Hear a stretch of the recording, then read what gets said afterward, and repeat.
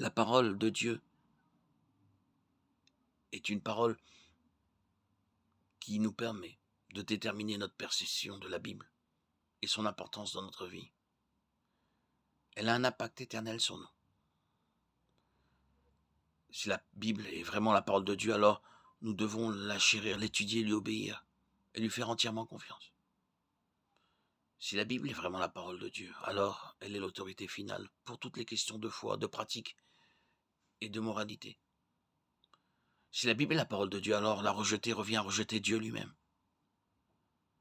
Le fait que Dieu nous ait donné la Bible est une preuve de son amour pour nous.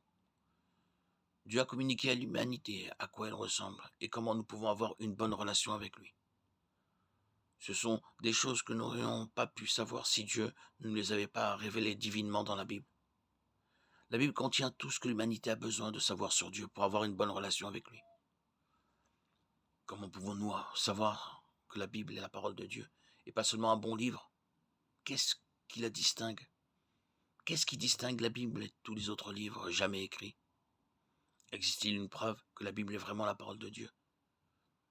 Ces types de questions doivent être examinées sérieusement. Il ne fait aucun doute que la Bible prétend être la parole de Dieu. On le voit dans l'éloge de Paul à Timothée.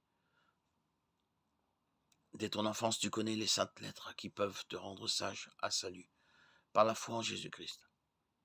Toute écriture est inspirée de Dieu et utile pour enseigner, pour convaincre, pour corriger, pour instruire dans la justice, afin que l'homme de Dieu soit propre à toute bonne œuvre. De Timothée 3, 15, 17. Il existe des preuves internes et externes que la Bible est vraiment la parole de Dieu. Les preuves internes sont les éléments de la Bible qui témoignent de son origine divine. Une preuve interne que la Bible est vraiment la parole de Dieu est son unité. Même si elle est en réalité composée de 66 livres individuels écrits sur 3 continents, en 3 langues différentes sur une période d'environ 1500 ans, par plus de 40 auteurs venus de tous les horizons, la Bible reste un livre unifié du début à la fin, sans contradiction.